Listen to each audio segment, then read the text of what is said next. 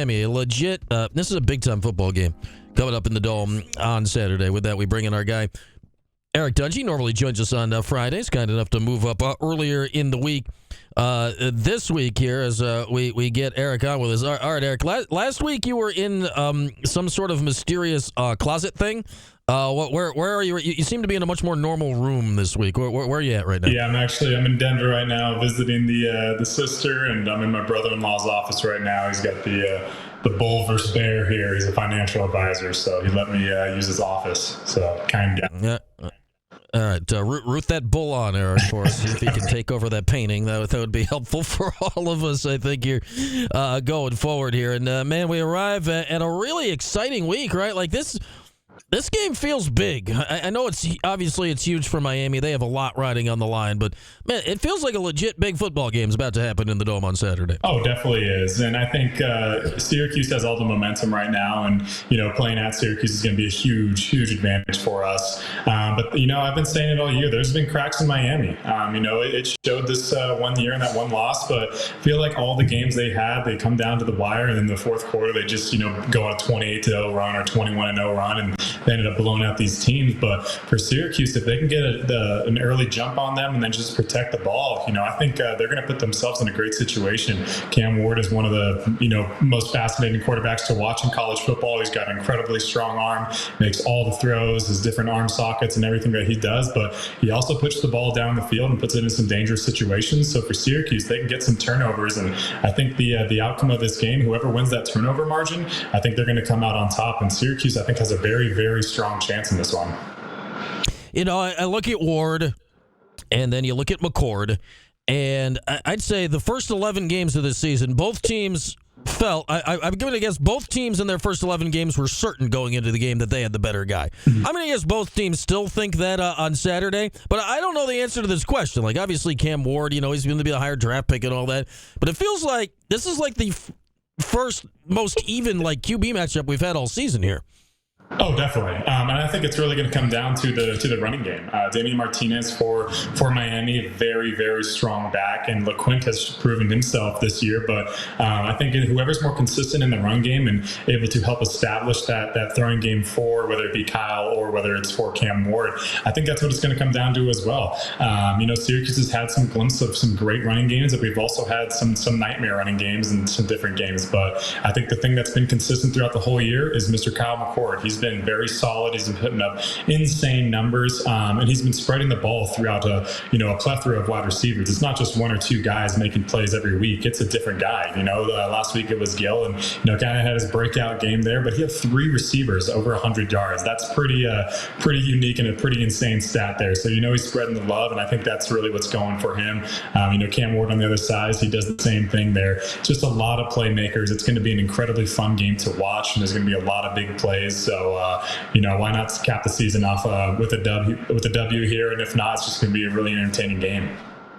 How much do you think is driving Kyle here this week? And we'll have him tomorrow morning, 9 a.m. for the final Kyle McCord show of the regular season. That, the idea of this, Eric, from the outside, like from us watching it, we're like, all right, this looks like a fair fight. From the outside, I'm sure people are like, yeah, Cam Ward's the guy. How much would that drive a guy like Kyle McCord, or put yourself in McCord's shoes going into this game to be like, no, I'm every bit as good as this guy? Oh, yeah, it's that underdog mentality. And, he believes in himself. He's got that confidence. His coach has that confidence in him. So he's got that dog in him, and I think it's going to show out on Saturday when they play against Miami here. So it's going to be a really exciting game, and I'm looking forward to it. And I've been so impressed with Kyle throughout the entire season, and he's shown up when he needs to make plays.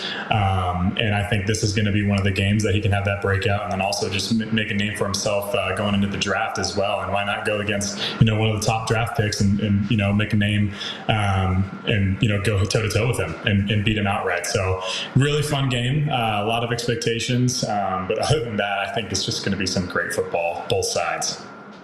Yeah, I mean, certainly he or the team are not going to have a bigger stage to play on here this season. ESPN Thanksgiving Saturday, massive game with college football playoff implications and the whole deal coming up here this week. We got our weekly chat here with Eric Dungey. And, Eric, I dropped this stat earlier in the show. This is only going to be the 4th time in the regular season in literally the entire history of Syracuse football where there's been a game where the Orange have had eight wins and the other team has had at least 8 wins. It just doesn't happen often late in the season. You played in one of those games, which I probably don't want to bring up because it was the Notre Dame game your senior year, which was probably not a very fun outing for you that day. But what's it like when you get to the end of the year and, like, this is not guessing anymore, right? This is two teams knowing that they're good showing up against each other. Yeah, you're throwing your best punch. It's all chips are on the table, and throughout the year, you're trying to build up these tendencies for other teams when they're doing the film studies that you can create a tendency to break a tendency, and you can have these big breakout plays. But throughout this year, I feel like everyone's kind of emptied their arsenal at some point, whether it was to come back in a game or if it was just to straight out win a game. So Miami knows what Syracuse is going to do. Syracuse knows what Miami's going to do. So it's just going to be, a heavyweight match here, and they're just going to be throwing their best punches throughout the whole game. So, and it's the last game of the season. Miami, they need this game. They really do. And Syracuse, if they win this game, they can move themselves into obviously a higher tier bowl game. But not only that, just make an incredible splash on a first year season for Coach Fran Brown. So, he's kind of already blown expectations out of the water. But this is just going to be so big for the future to come, and all these recruits can hopefully start to see this. And all the recruits are watching because they want to go to Miami. But if Miami gets upset by a team who's got more swagger, who's got more culture, I think it kind of tilters the teeter there. So if that's even a saying there, tilters the teeter. So sure. Yeah, I get where you're going. It's teeter-totter related. I think I know where you're going there, Eric. It's playground related. Man, the signing day is coming up on Wednesday, so if you can beat Miami on Saturday, if you had any recruits on the fence, that's a hell of a last pitch to give them here this weekend as you get ready for the Orange and the Canes. I think back to your career, the Clemson win games like that. It felt like in those big games, that's when Dino would pull out like the halfback pass or stuff like that. We really haven't seen a ton of, for lack of a better word, trick plays from Syracuse this year. Do you think, do you save them for a game like this, Eric, or is this just like, no, we got Kyle McCord. What? No, we're not messing with it. We're just letting them go out there and win the game. Well, I think if he's moving the ball and he's doing what he's done all year, there's no reason to fix what's not broken. But if you get in a situation where you might need, maybe it's 3rd and 7, or maybe it's 2nd and 5, and you can pull out one of those plays because you have a 3rd down to work with afterward. I think Coach Brown and I think this team is going to be taking that into account, and they're going to take the shots when they need to. There's special plays. You got 3 or 4 of them. They're always dialed up, and it depends on the situation in the game and where it's at. It's a huge momentum swing too, but it's high risk, high reward. So I think we should see probably at least one trick play here from Syracuse. I think it's bound and due, and I'm excited to see what they dial up. Yeah, maybe they've been saving it for the right moment here. And what's the biggest game of the season? And, Eric, let's see how many bad memories I can bring up for you. You played Miami back in the day. It's the only time Syracuse has played Miami, go figure, in 22 years. They were a top 10 team at the time. It was a loss down there in Miami. But what's it like? I know they're not. This is not the early 2000s, the unbeatable team. But how much of that, swag, whatever it is still around this group when you go against them? I think Miami always has that culture. I mean, they're just the best athletes. They're going to line up toe-to-toe with you. They're going to try to go man. I know that they do a little different stuff defensively this year, but at the end of the day, I remember when we played against them, they just went straight up man, pressed across the board, and they just blitzed as many as they could, and they said, all right, we'll do something about it. And obviously, they gave us nightmares there. But I think, that's just who they are. They built that culture, they have that swag. And Cam Ward, he kind of has the whole thing. He does his little celebration every time he scores, the whole team, it rubs off on them. But if you can take them out of your swag, you can deliver them a nice uppercut to start off the game, take them out of their comfort zone, then I think that's how Syracuse will do it. And then when you have the 12 man on your back and you got the dome to help you out, it's really going to put them in a hole. So Syracuse just got to come out. They got to come out clean. They got to come out fast, and they got to come out consistent. Kyle's been consistent relatively all season. So it's just defensively, they got to step up. You don't have to stop them every time, but even if you stop in one possession, you win the field possession game, you get a field goal from Kyle, then that's winning. We're going to try to play chess, not checkers. It's going to be a long game, and like I said, there's going to be lots of great plays and some really good playmakers out there as well.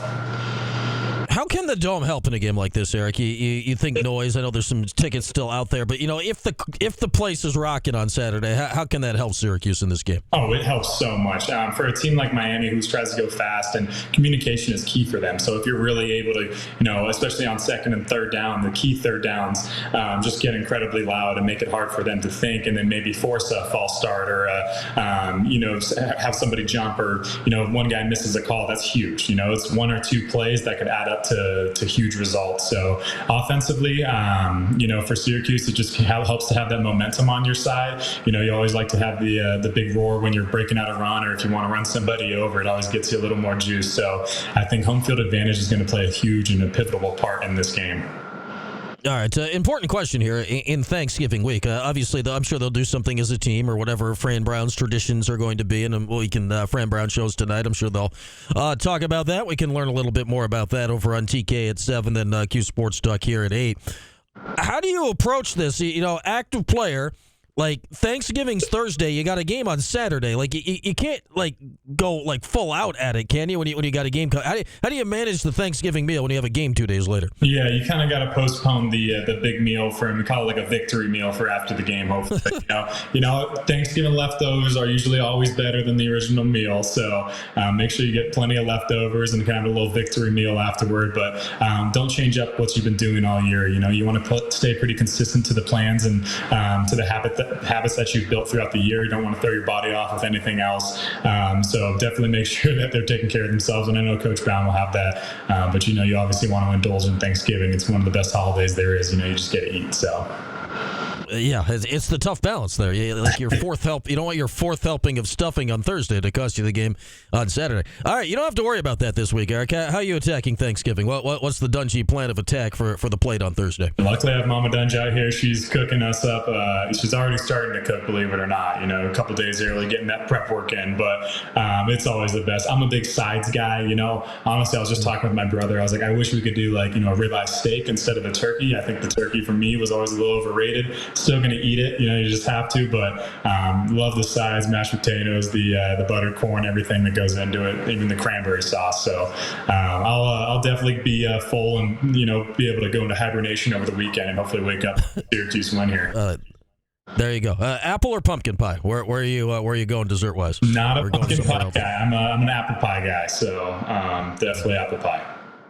All right, you passed that test, Eric. Pumpkin pie is, I don't get it. I don't understand what's going on with it. And give me apple every day of the week. All right, man. Happy Thanksgiving to you and your whole family out there. Have a great time. We'll talk again next week once we find out how this Miami game goes. But happy Thanksgiving. Sounds good. Thanks, Brian. You as well. There he is, our guy Eric Dungey. Mama Dungey's cooking already. Ooh, she's getting it going out there in Colorado. Eric, where in the world is Dungey? I kind of liked his weird little tiny closet he was in last week. He was very intimidating.